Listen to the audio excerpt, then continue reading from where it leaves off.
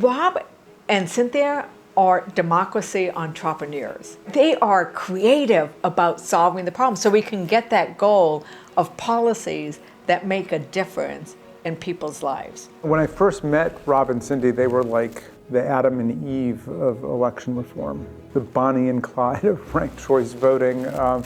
I knew that it was just a matter of time before it really caught on big time.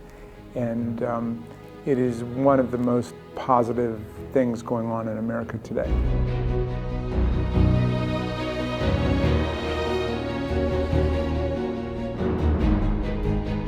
One of our tactics that really became impactful in itself was the Monopoly Politics report that we did in the mid-90s, where we projected outcomes in almost every congressional race 18 months beforehand, which for us was this starting point to say, well, what can we do about that? I think what brought us to that original gathering was a real sense of optimism that there were people in the country who, like us, really wanted to fix what then seemed wrong with our electoral system. I think another turning point in the work for ranked choice voting was the 2000 presidential election, where there were more than 2 candidates on the general election ballot, and we saw a split vote and an outcome that many Americans didn't feel reflected their best interests. And I think that was a really pivotal point for us as a movement, because it was such a visible example of a split vote and a spoiler candidate.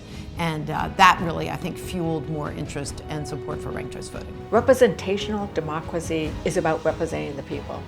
And they are working on creative solutions to make sure that our democracy is stronger and more representative of the people.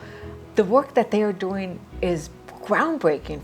There are millions of people out there who have voted in ranked choice voting elections and have experienced the power that they have to elect their favorite candidates, and then seem to really resonate with the things that we attribute to ranked choice voting, which is that it gives voters more power, it eliminates split votes, it leads to more civility. It's still not where we want it to be, but we've entered a place where it is this known quantity. People are recognizing the problem that it solves, believing it's a good solution to that problem. And we have this opportunity to take this idea and make it the norm in this country. And I think that really motivates us in a pretty deep way to work for ranked choice voting and other reforms that make sure that every voice is heard and every voice is honored in our decision-making processes. Rob and Cindy are really devoted to the ideals that they live.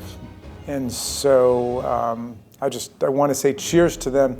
Congratulations on your Generational Impact Award. This issue has moved from one that could be sort of sustained by just a very small handful of people to one where it is now a promise of a real movement. 10 years from now, one thing that I think is very promising is that all these young people who support change and challenging the status quo are going to have a lot more power in politics, and they're going to help lead us to where we need to get to as a nation.